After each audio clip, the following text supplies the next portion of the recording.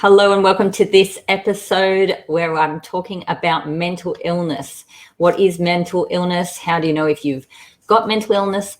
And what else could it be if it's not mental illness and you're feeling a little bit crazy, or doctors and professionals are telling you that you have these diagnoses that sound like mental illness. And in fact, Google will probably tell you that they are in the class of mental illness.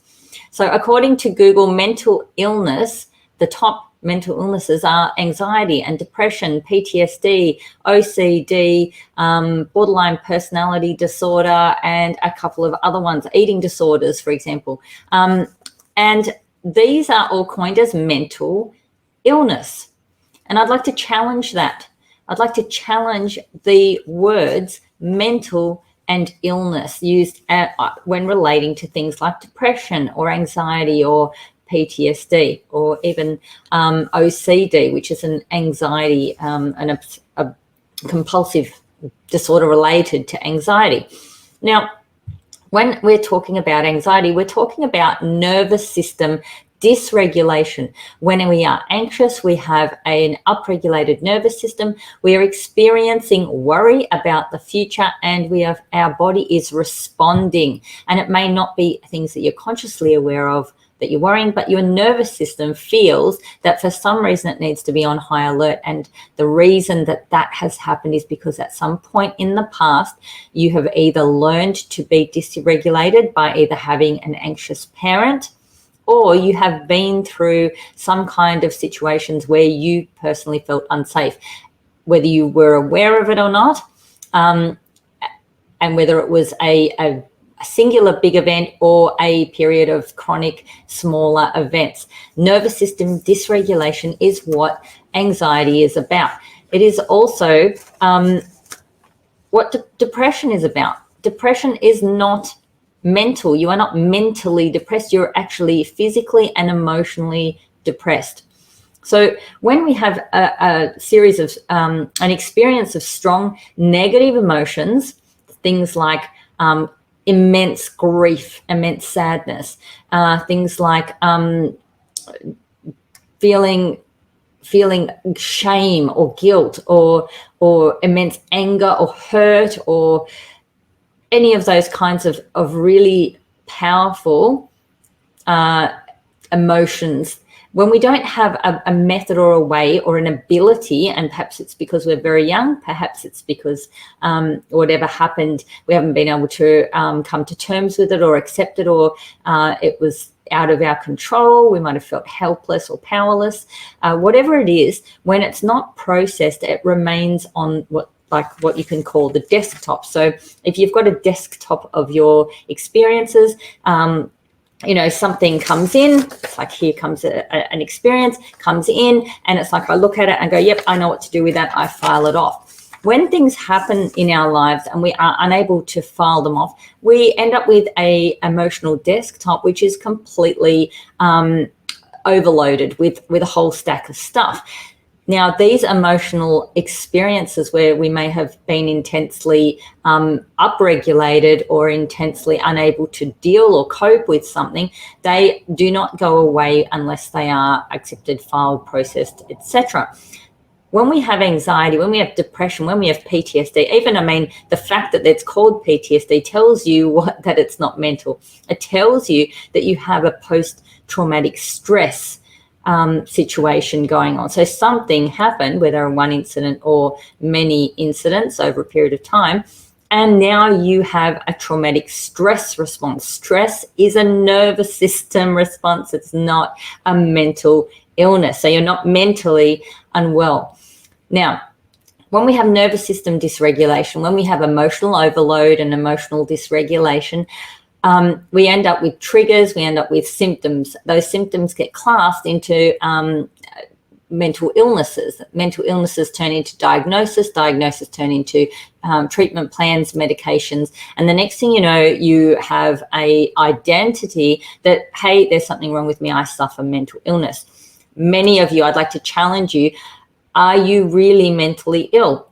Now, I went to visit my grandmother when she had dementia. Dementia is a mental illness. There are things going on in the mind that are physical, first of all, like they can scan the neurons and whatever is going on up there, but it's about disintegration or that something failing in the brain, and the person does eventually pass away from the deterioration of the brain. So when I went to visit my grandmother, she could not recognize who I was. She was delirious, delusional. She was laughing. She was grabbing things in the air. She was babbling all sorts of nonsense. Now, I've also seen people who have taken drugs, have drug-induced psychotic episodes. I've seen people that have had where they have multiple personalities, and all kinds of different things. Now, I would class those as being mental because there's something actually seriously not flickering correctly in terms of information. And I know even, say, for example, when I've been given immensely strong painkillers in hospital, and I remember my cousin rang me to tell me about a conversation that I'd had with him on the phone, and I couldn't remember a thing about it, and I had been rambling on about all sorts of stuff, and so mentally I was not right in the head at that time. Now, the thing that comes into it with this nervous system dysregulation and the emotional dysregulation is that when we are upregulated in our nervous system and when we are anxious and depressed, it does cloud our ability to think. Now, I want to just talk a little bit about how events like significant events, traumatic events, when you're in them can have that effect as well. So I used to have an accounting practice, and I had a lady that was working for me. She was an excellent bookkeeper. And she went through a thing. Her husband ran off with another woman. She was now going through trauma. Now, she wanted to keep working because she said, I'm better off if I have got something to keep my mind on. The amount of errors and mistakes and lack of attention to detail and so forth that she was displaying while she was working during this traumatic period was akin to somebody with ADHD. She couldn't concentrate. She was unable to complete tasks. She was forgetful. She made basic errors. And that is that's what I'm talking about when people are getting diagnoses. What is really going on? Because the brain is only responding to a whole complex thing. It's like when they're talking about nutrition. In 1980, they told you if you want to be skinny, don't eat fat. In 2020, they tell you if you want to be skinny, don't eat carbs. There's 3 macros in our food stuff. You know, there's your fats, there's your carbs, and there's your proteins. You need all of them. It's the same with our body system, with our mental health. You are not mentally ill. You are not just one system. You have a whole plethora of things working together. Your nervous system, your emotions, your neurotransmitters, your hormones, and they all work together. So it's not because you woke up this morning and had a crazy thought. It's because you have been feeling and experiencing an entire lifetime of stuff, and your body is responding to the experience that you've had, to the learnings that you've had, to the coping mechanisms you've created. So whether you are experiencing anxiety or depression or PTSD or complex PTSD or OCD or eating disorders or addictions, these are, in my view, the symptoms of living your life in your family as the descendant of your fathers and mothers who have had their own stuff that they've passed on to you. The good news is that there is definitely ways to overcome these symptoms, these diagnoses, these things. Re-regulating the nervous system is possible. Re-regulating the emotions and learning emotional intelligence is possible. Learning new coping strategies and methods of thinking, being, feeling, experiencing is entirely possible. Any person on any day can wake up and change. Any person on any day. And so when I was laying in hospital many years ago, with collapsed lungs on machinery, waiting for my cancer diagnosis.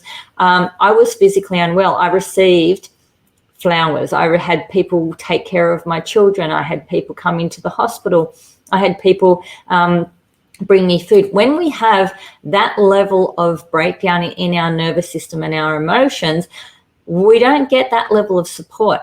And it's just not fair, because with the right level of support and care, we can most certainly recover more easily from these mental illnesses, which just require our nervous system and our emotions to re-regulate and get back to a place where we're able to have positive mental attitude, have a level of enthusiasm and excitement for the future, feel like we're in power and in control of not just ourselves, but our destiny, our interactions, our experiences, and those kinds of things. And that is absolutely so important when we're talking about wellness, whether it's mental, our nervous system, or our emotional or our physical health. We need to know that we have some kind of security in that tomorrow I am going to feel good, tomorrow I'm going to be able, tomorrow I'm going to be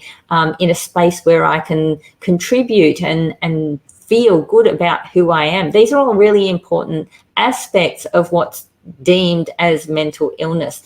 And it does really frustrate me when people and therapists and so forth. I find this really, I'm going to put it out there, I find it really, really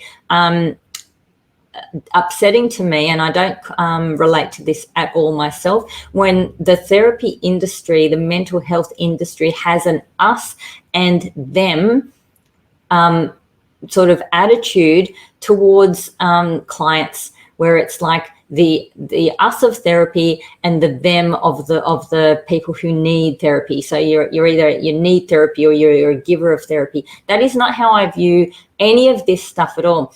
I believe, and this is my personal belief, and I have, the more I live, the more I see it, is that every single one of us is in an energetic experience. Every single one of us needs support, needs connection, needs guidance, needs leadership at some point in their life. And we are all, to some degree, giving each other this back and forth support. When somebody enters into a relationship with a therapist, because it is a relationship, and it should be a relationship, and the psychology and counselling bodies always have this, professional distance, professional segregation, separation, which makes it very difficult to deliver a really quality connection to somebody that is needing support. I need support. You need support. If you're watching this, every single person in the world needs support. You can call it therapy, or you can call it friendship. You can call it family. If we lived in small villages, if we lived in tribes, we would have this around us constantly. We would have the elders and the spiritual guru, guide, witch doctor, or whoever. We would have people in that community that would direct us, guide us, hold space for us. We would have rituals, we would have community, we would have traditions and so forth that would help us to ground into our bodies, reconnect with our soul. We would have a belief system to structure us in that small community where everybody held the same views and beliefs that would be secure for us and consistent. And in the world that we live in at the moment, there are so many different belief systems. There's such a high level of disconnection. There is such a high level of trauma, not just real and first-hand experience, but even through television, through media, through news, through stories. You can take the whole COVID experience as an example of fear, of where the whole world was put into a state of fear. And it doesn't matter whether you were a person who was like, yay, the vaccine's coming, or hell no, I'm not having that. Doesn't matter. Every person I spoke to felt afraid that they were going to get sick, afraid that their family was going to get sick. These are all extremely impactful and traumatic experiences for a community and in an individual to go through.